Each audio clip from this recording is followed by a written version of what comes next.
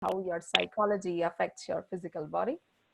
And it also talks about how your immune system is controlled by your psychology. Okay, so let me start with this scene, which talks about uh, this this child, which is who's putting this bandage. This reminds me of a story. There was a 5-year-old child who fell from a stool while brushing his teeth. And of course, when he got injured, he had to apply bandage on his own. He was crying.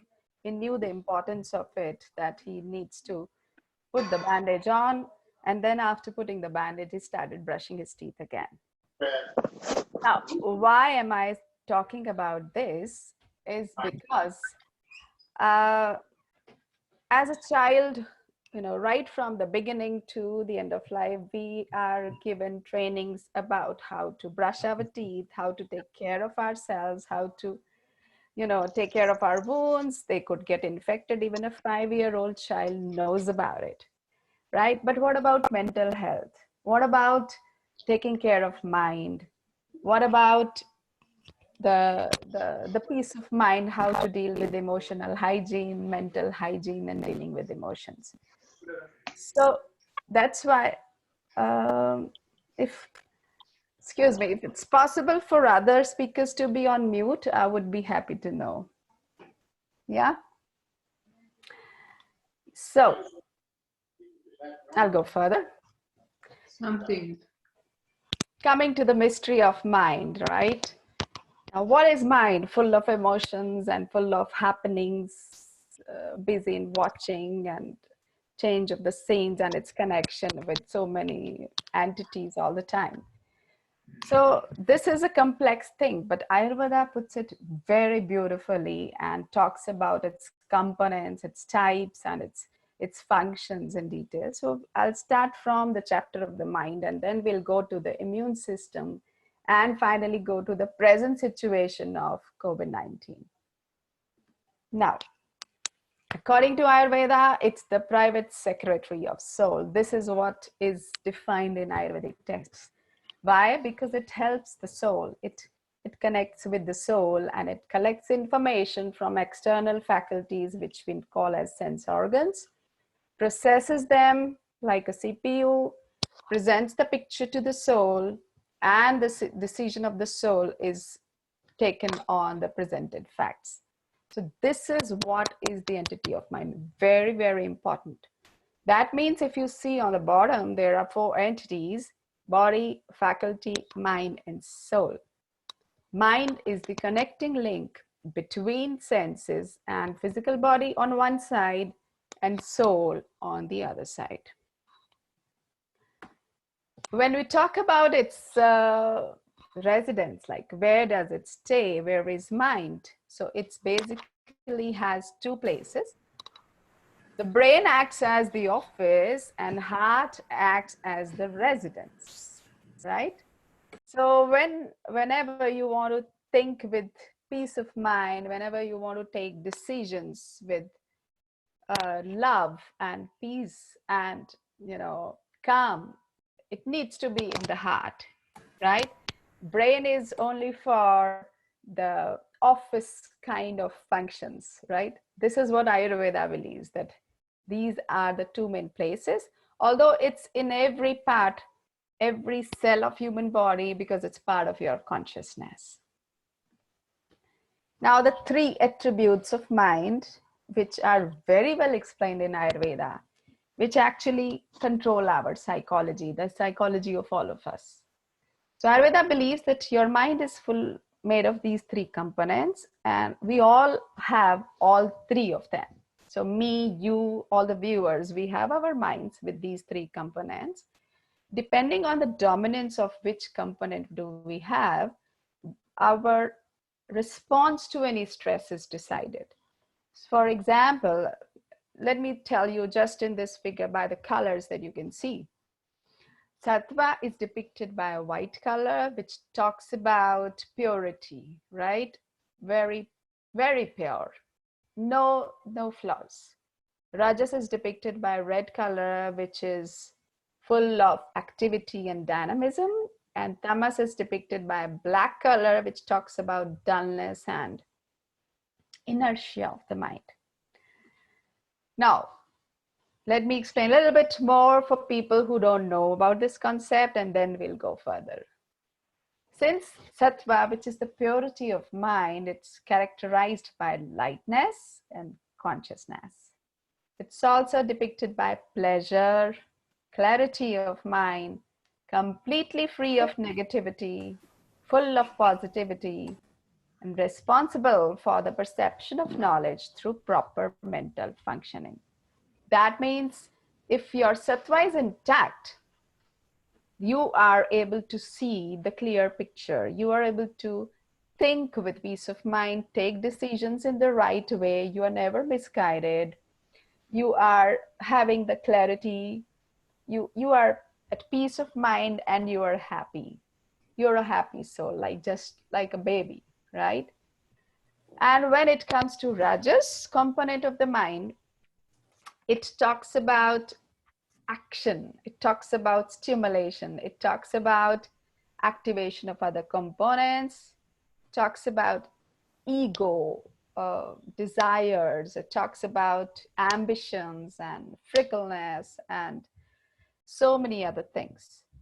And various psychiatric illnesses which are by the activation of the rajas are, for example, anxiety neurosis.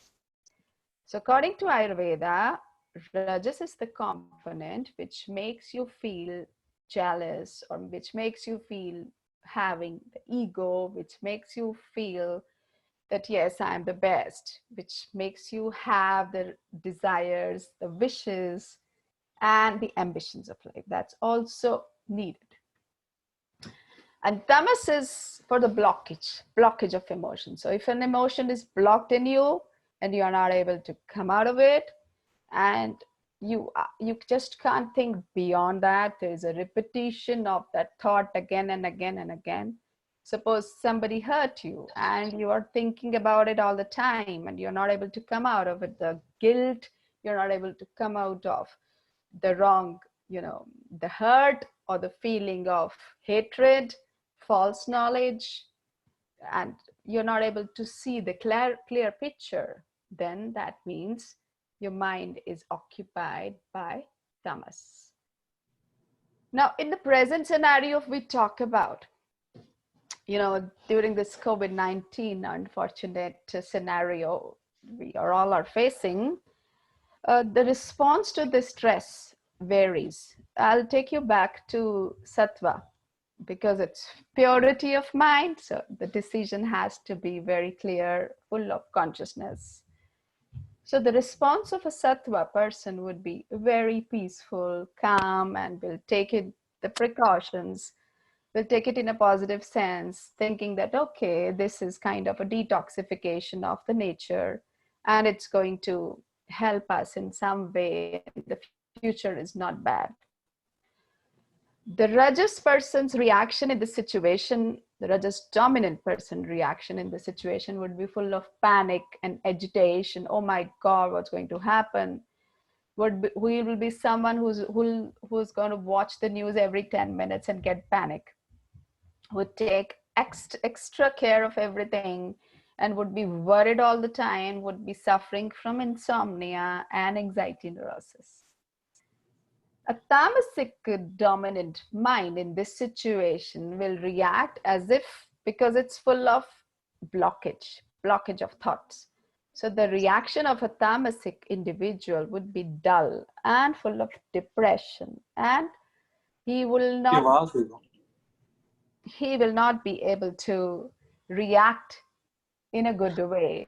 So he will be like thinking in a negative way, saying that, yes, everything is going to finish. We will all die. The world is going to come to an end and nobody is going to survive. Now, depending on their personality types, Ayurveda defines very clearly the psychiatric illnesses associated with each mental trait, dominant trait. For example, a person who has Rajas more dominant in his personality, he is more prone to suffer from anxiety attacks or panic attacks. Tamasic person would suffer from depression more, or OCD, which is like repetition of that thought process and blockage and not be able to come out. But whereas a sattvic person will always be mentally stable, whatever is the situation. And to add furthermore, Ayurveda says that negative feelings are emotional toxins. If they are not driven out of body in a stipulated time, they give rise to chronic mental disorders like anxiety or depression or OCD, whatever. So in this situation of COVID-19 or coronavirus affecting our lives, we are accumulating, most of us are accumulating emotional toxins inside our mind.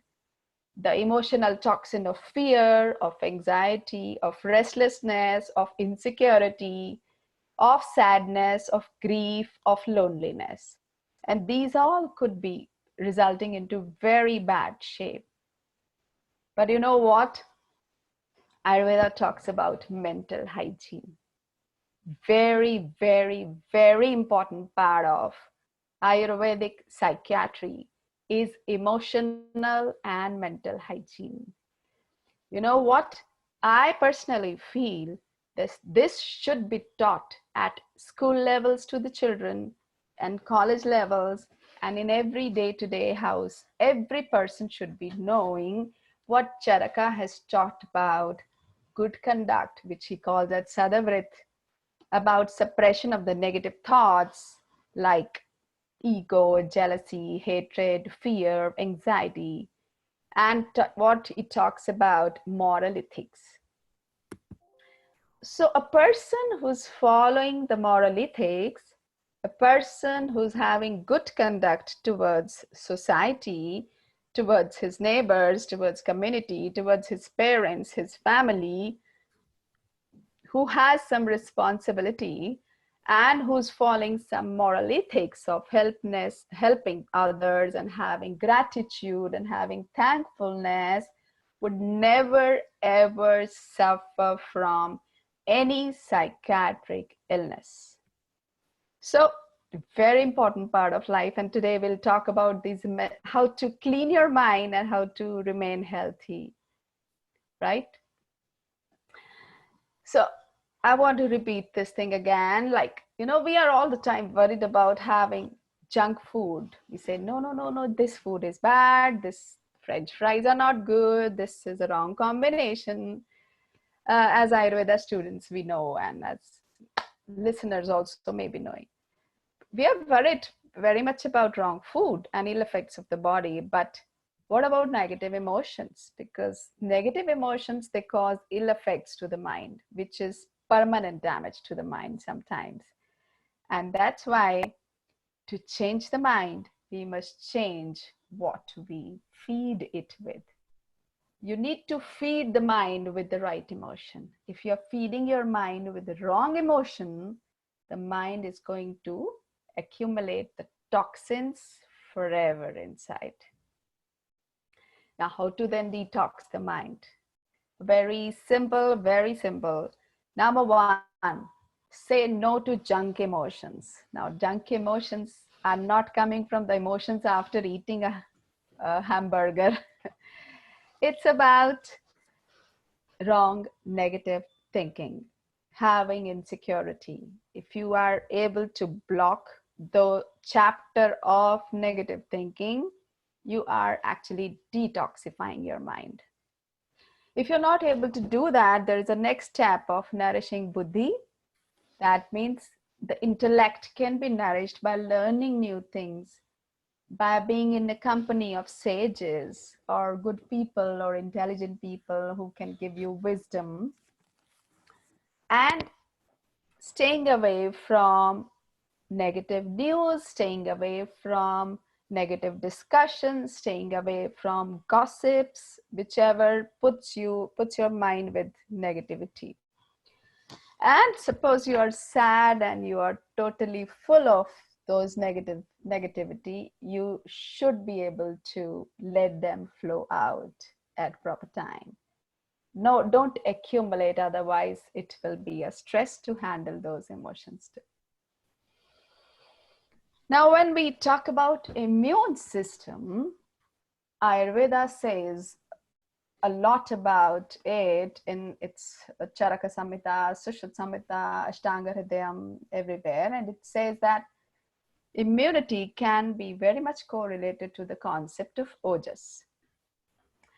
So ojas is a very beautiful concept. It's very unique to Ayurveda, and which says that, you know what, there are few factors which increase or decrease your immune system. So first we'll talk about the factors which reduce your immune system, right?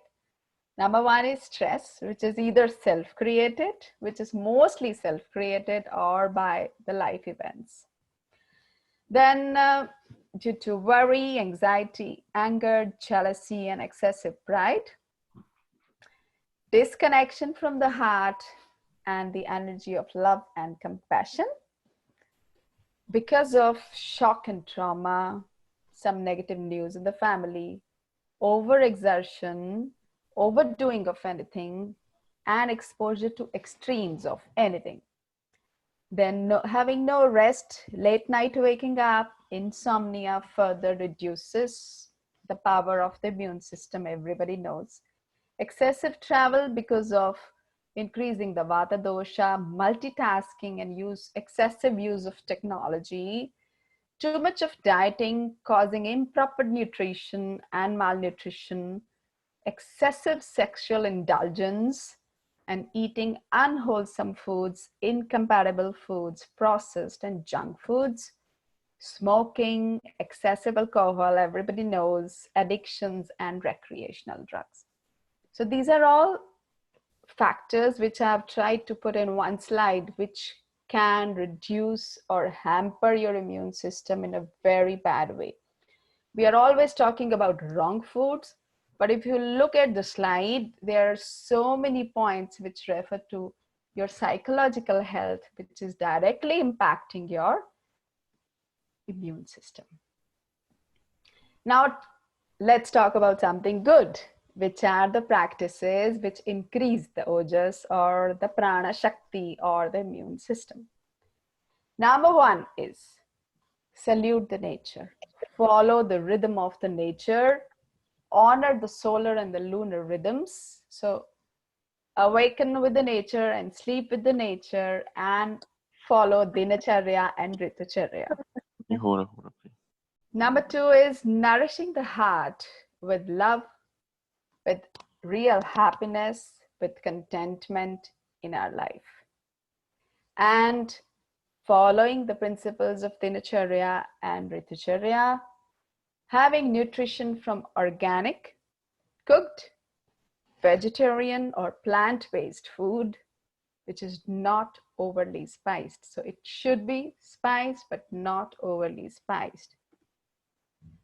Having organic dairy or nut milks, having ghee in the diet, having fresh butter in the diet, fresh nuts, pure organic raw honey, dates, and some other fruits like figs, which are sweet category, whole grains and the variety of grains, not just sticking to wheat. So having millets, barley, wheat, rice, gram, lentils, everything.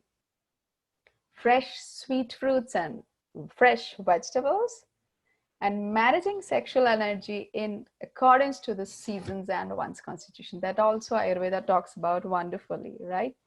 The overindulgence is bad, but indulgence following the natural principles is fine.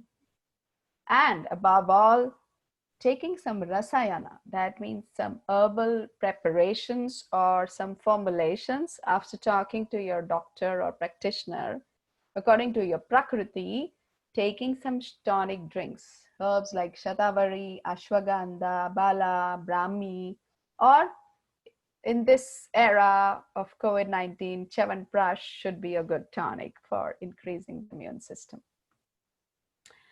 Now, when we talk about psychological issues, there are some non-pharmacological approaches as well, and they are mantra chanting, meditation, and wearing of some auspicious stones, if you know them correctly, which one is good for your stars. Offerings, that means some donations or donations to the mandir or religious places or people who need them. Having sacred fire or the havana, which is for purifying and for having with the herbs which clear the atmosphere, and then following certain regulations. Prayashchit means if you did something wrong in the past, you should be able to confess it and correct it for the future. Upavas, that means fasting. So upavas not only from the food, upavas or fasting also from wrong emotions. Suppose you are keeping a fast and you're not eating grains that day, but if you are becoming angry and agitated and frustrated, there's no use of keeping the fast on that day. And donation, helping the poor and the needy. So that means if you see the non-pharmacological treatment approaches of Ayurveda to increase your psychological health and indirectly improving your immune system, you see that it's a lot of things to be done for people, for community, for others.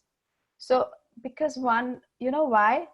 When you help others, you gain resilience against infections or stress. Basically, resilience against stress is achieved by helping others. And Ayurveda knew it 5,000 years ago. Now, coming to present scenario. There is a deadly virus, we call it corona, and there is an anxious person who's full of fear and anxiety and frustration and maybe sad as well. Now, how to manage ourselves following the Ayurvedic principles?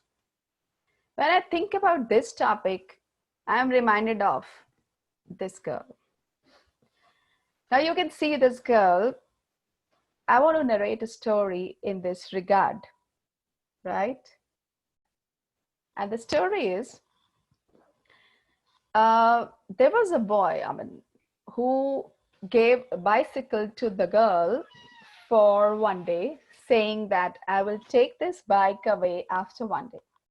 Okay, so this girl, she got the cycle for one day and she was driving whole day with full of excitement. She was very happy. She was, she had all the fun driving through the jungles and woods, and whole day she was using that cycle and enjoying the cycle. Next day, she was very sad because that cycle was supposed to be gone by, right? She didn't even look at the cycle. She didn't even drive the cycle even for 1 minute. So she just, was lying sad. Oh, I don't have it. He's going to come. He's going to take his cycle back.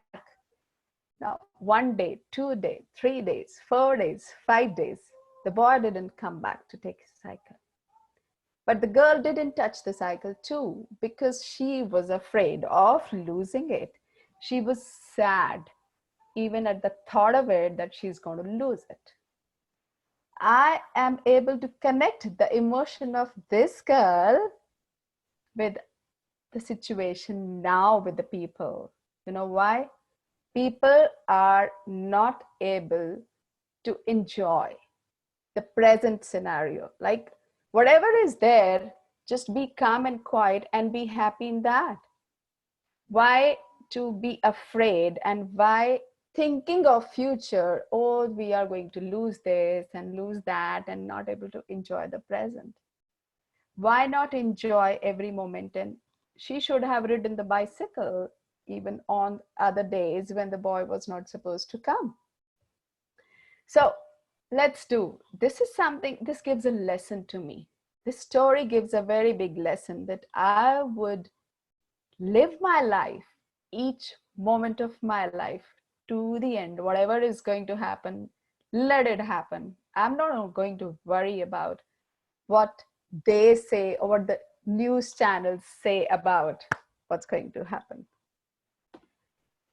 Now, talking about something scientific, because there are some people of biology stream and science stream sitting in this webinar, let me tell you. Now, this is an image which talks about simple stress response system. You know that in the brain, there's a section called hypothalamus, which releases this hormone called CRH, called corticotropin releasing hormone, which acts on pituitary, and pituitary ultimately stimulates your adrenals via ACTH. And your adrenals, they release a hormone called cortisol. Okay, so whenever you have stress, ultimately this hormone cortisol is liberated from your bodies. Now this cortisol further moves up and it has an effect on the hypothalamus to control and manage the stress. Now we all know this cortisol has the influence on the whole body. What it does the fright and fight mechanism, as if when you see a lion, how you react. So whenever you see a stressful situation, your heartbeat increases, your respiratory rate increases, your blood supply moves towards hands and feet, right? You become more active, you're more alert to face the situation. Now, if this situation of stress is temporary and for the time being, it's actually very good for your immune system, extremely good for the immune system. But when it becomes permanent, and when you think that you are in the stress and you are feeling bad about it all the time, then it suppresses your immune system. Now, let me show you the beautiful part of the stress, the beauty of stress, and which is this. Whenever we are in stress, we know cortisol comes out. We all know only this, but we forget about the role of oxytocin. Oxytocin is also a stress hormone, my dear. So what it does, it comes in response to release of cortisol.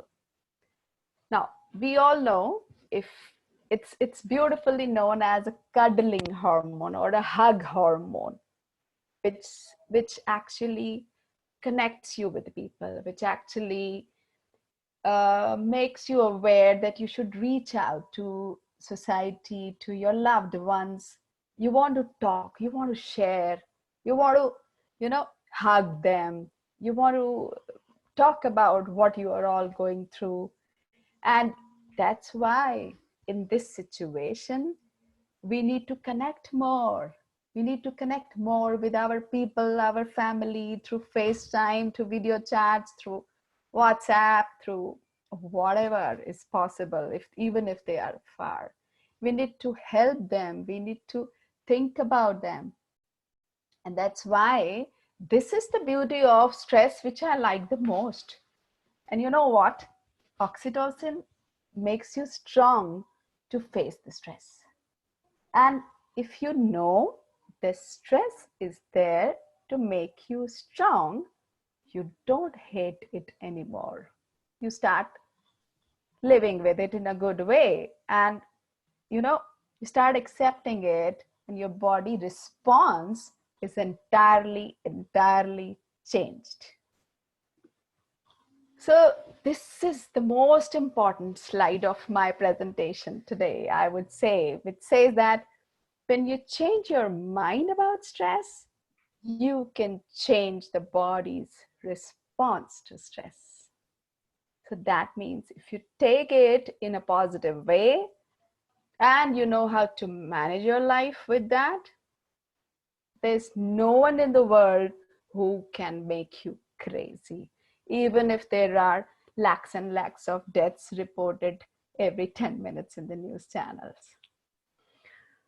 Okay, so now what you can do further is, there's just few advices which I just got, and I think they are very good advices. Number one, Focus on what you can control and don't waste your energy on the things you cannot control. For example, you can't make the vaccine, right? You can't control the spread of infection. Okay, you are not able to make a medicine which treats COVID infection. No problem. Why to think about it? Why to get worried about it? Do what you can do. Control what you can control. You can practice isolation. You can practice hygiene. You can wash your hands. You can stay safe at home. You can take all the precautions when you go for grocery, and think positive. That's at least you can do. Focus on what you can do and not what you cannot do. So I told you, you cannot make the vaccine or, just get away with corona by yourself. But you can do a lot. You can do so many things in this time of corona. You can do gardening, you can do dancing, you can, recultivate your hobby. You can reach out to people and family and friends whom you never called up. You can pick up the phone and connect with them again. You can make funny videos. You can send it to other people to let them laugh. You can do the gardening. It's a nice time to do the gardening now. It's summertime coming up. You can go for a walk. You can exercise. There's so many things you can do. Then why to think about things you cannot do, right? So number one, the next thing comes in the mind, what to do, right? Following a healthy Ayurvedic routine is most important because that gives you a fresh feeling whole day and empowers your immune system in a very good way. Like drinking warm water whole day, waking up and having some lemon ginger tea, then going for pranayama, going for a meditation by yourself, thanking God for whatever we have, having 3 meals or 2 meals as per your Agni status, right? Having vegetarian, warm, healthy, freshly cooked meals and enjoying your meals with the family. Exercise and, spending your excessive energy in physical exercise to blow out excessive toxins through sweat or your respiratory breath and feel good. Go out to nature, spend some time in nature, be thankful and be grateful for what you have, and remain creative and have a nice sleep at the end of the day. So most of the things are very easy to follow. If you want to go for a checklist, you can read about Dinacharya in Ayurveda and just follow as per. Now this is something I want to, especially tell, it's just a lady being shown with some facial spa, done to her. No, it's for everyone. Even the men or the kids, they can do their own modes of relaxation and stop watching the news channels every 10 minutes. Please do that because it's just unnecessary, going to increase your anxiety level and nothing else. Have a slot of time. Suppose at 9 o'clock, I'll watch the news channel and I'll just see the news. Okay, what are the recent updates and what the government is doing, and then shut off and then open it next day. Nothing's going to change if you watch the news every 10 minutes. You are not going to contribute to the solution of COVID-19 if you watch the news every 10 minutes, right? And help yourself by helping others. Because why? Caring creates resilience to stress. There was a survey by Harvard University in, I think, 500 people from the age group of 34 to 75. They did a stress test, social stress test, and they also did a survey by asking them questions. How much level of stress are you feeling? Have you undergone last year? And they also asked how much was your connection with the community or neighbors or people or family. So people who were helping more, or committed with community work or helping others in teaching or anything, helping with the food or grocery shopping to the elderly or whatever, they had the effect of stress less on their immune system. And this is a pure fact. This is something proved. If you are helping others, that caring creates resilience to stress. And this is what we need. This is the need of the hour. And above all, I would repeat, is the attitude of gratitude. You know why? Until we are thankful for what we are and what we have, we can't expect for more. And we should not, and we don't have the right to expect more. Because we should be grateful for so many things in our life. We have family, we have friends, we have clean air, we have Mother Earth, we have creativity, we have, brothers and sisters and parents. We have the bodies which can work and rest and play. We have clean water, we have teachers, we had schools, we have memories, we have so many things to be thankful about, and we are always taking them for granted. Now, if you are being grateful for everything that you have, even for the food that you eat every time, you are always thanking God. And then you are releasing the stress in every breath you take. And this is the best solution. I've treated people, I've seen remarkable changes in their psychology of patients having depression and anxiety by just these steps. And if people start becoming more grateful and humble and helpful, they are completely, losing their dependency on psychotic or neurotic chemicals that they are used to. So you are not here to say that stress is bad, we are having stress all the time. Don't say these words anymore now. What we have to do is trust ourselves, because we know we can handle life's challenges, and we are not the ones who are facing them alone. We are with everyone. We are with the whole society.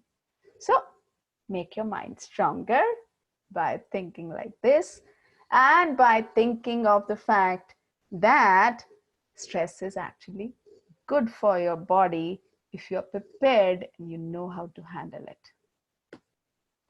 Now, talking about Ayurveda, how Ayurvedic herbs can be useful when you talk about a healthy psychology or healthy mind. There are few herbs which are mentioned. There are so many herbs, but I've just put 4 for the mind, which I find the most suitable. And the one is Jatamansi, number 1, with the brown color. Down there with ours is Shankha Pushpi. Then we have Sarpagandha and Brahmi or Godukola. So these are different herbs depending on your requirement. Your physician or your Ayurveda practitioner can decide which is the most suitable for you. For example, Jatamansi is more suitable for people who are having sleep issues. People who have less sharpness of mind and poor mental stamina, Shankha Pushpi is good for them.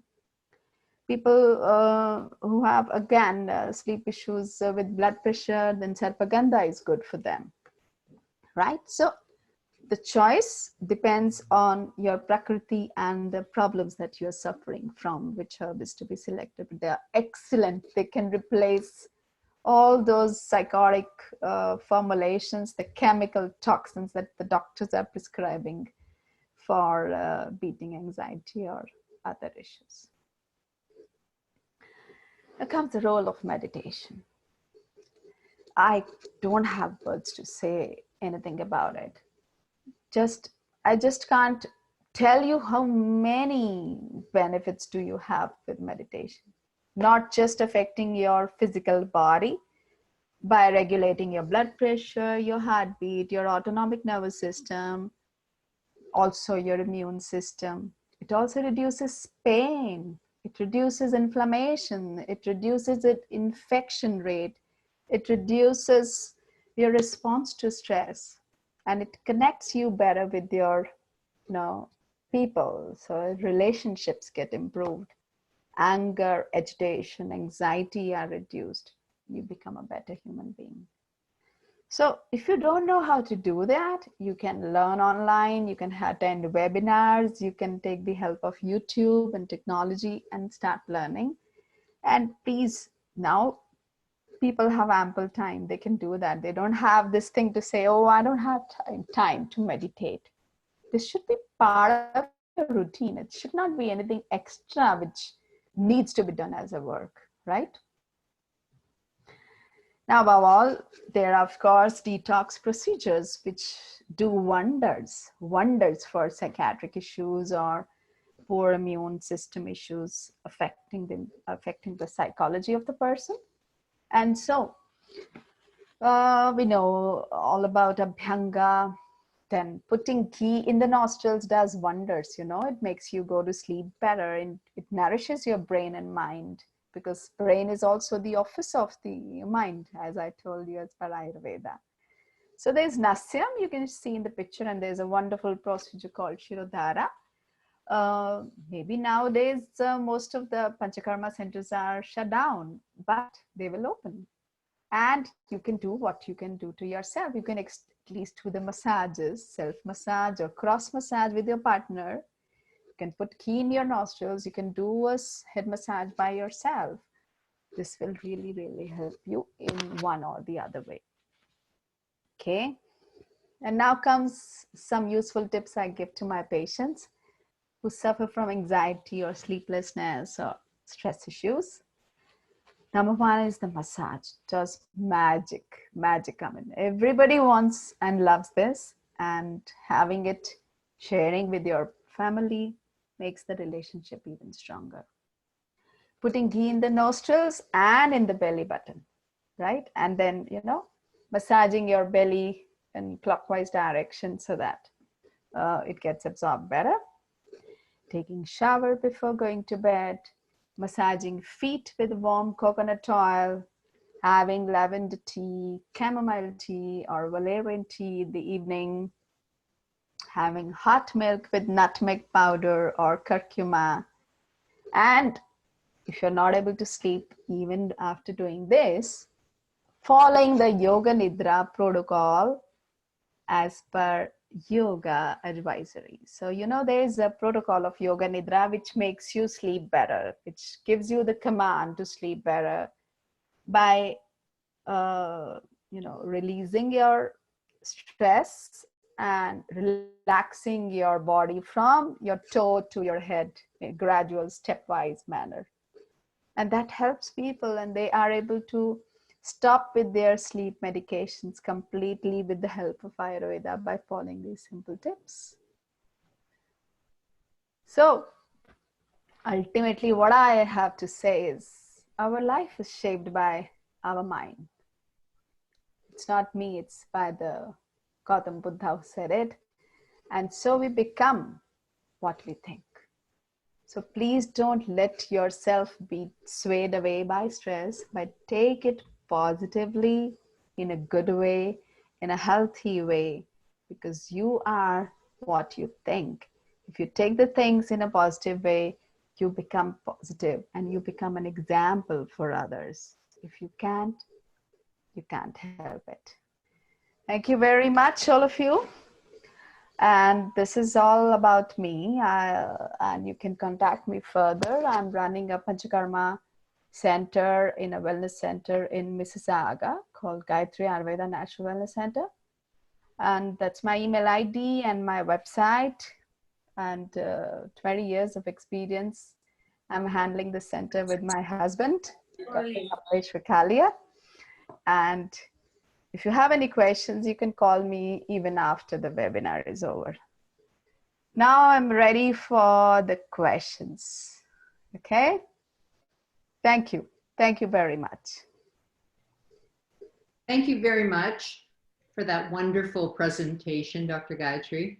I never got to introduce you. at the beginning. So I would like to say a few things about you right now, if you don't mind. Sure. I think people need to know what an amazing woman you are and how lucky we were to have you on our presentation. Thank you. Thank you, Erika. Dr. Gayatri Kalia has a Bachelor of Ayurvedic Medicine and Surgery. She has an MD in Ayurveda and a PhD in Ayurveda.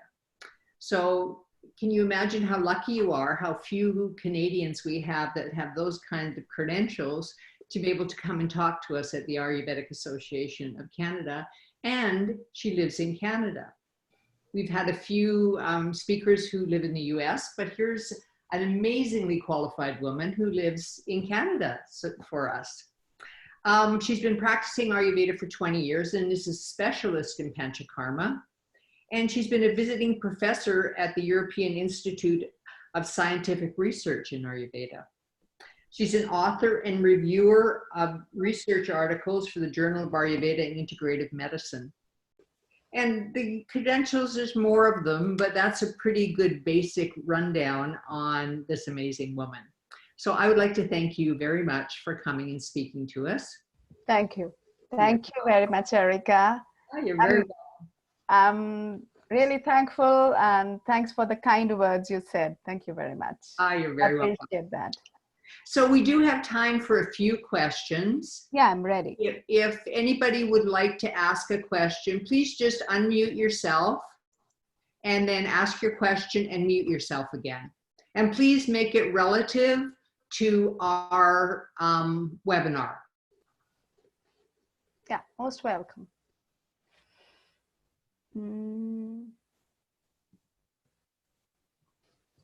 So do we have any questions? Hello, Dr. Gayatri. Hello. Do you have any recommendations for ghee alternatives for vegans? Yeah, then we have coconut oil for vegans to replace the ghee. It's coconut oil. That's the best replacement. So you have the organic coconut oil, which can, but you know what? It's not 100% replacement of ghee. So ghee is key.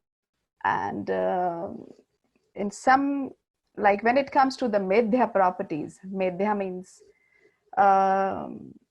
affecting your mind and brain and improving your intellect and thinking skills, ghee is better than coconut oil. But it's okay if you are a vegan, coconut oil is also good enough. Okay. Do we have Thank you. Do we have another question? I'll go next.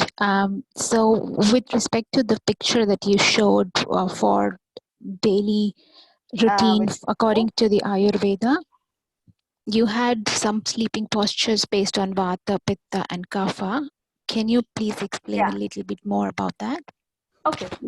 You want me to share the screen again? Or it's okay? It's okay, that's fine. Okay. I would like you to share the screen again, please. Okay. Just give me a minute.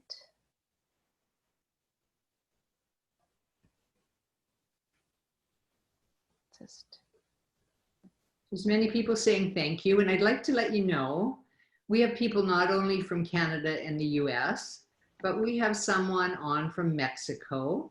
Okay, good. So I don't know how that person got connected to us, but welcome. That's good to know. Okay, I'll just move to that slide, which talks about. I think it's towards the end. Yeah, it's in the middle. Yeah, here it is.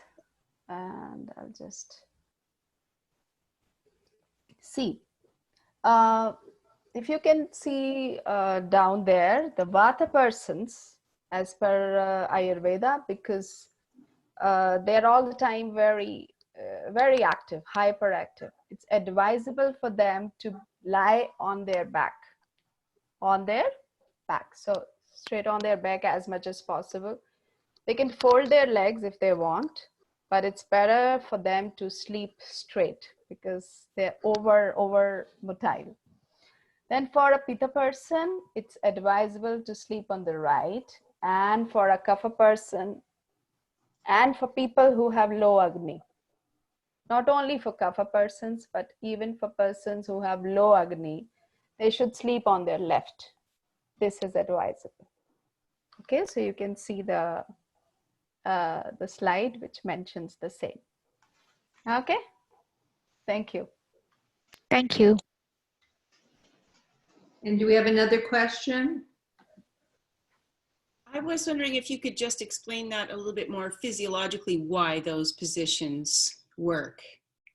Okay, so for the Vata persons, it's very clear that because if we are lying straight, we are not that much agitated, and it makes the digestion go more calm and not super agitated. For Pitta persons, they have too much acid formation, too much of heat in the body, too much inflammatory responses to different situations.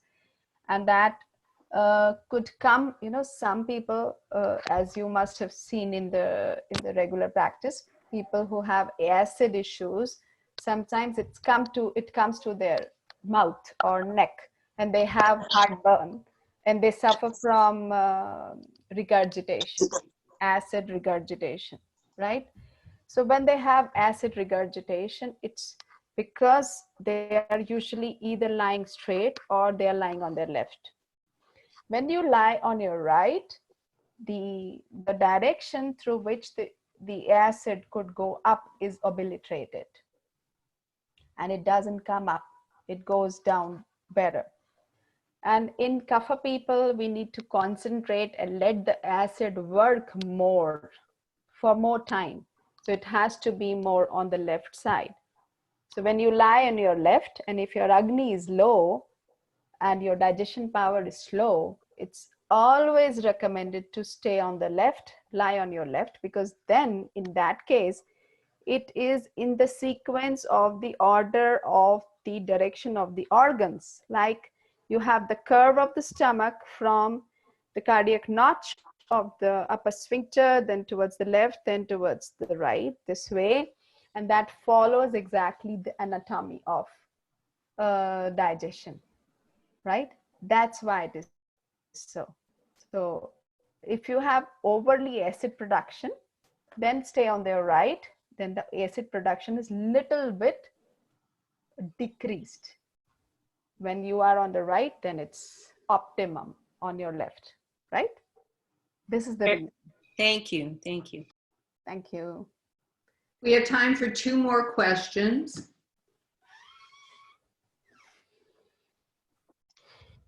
Somebody's asking for Dr. Gayatri's email address. So can you please share that? Okay.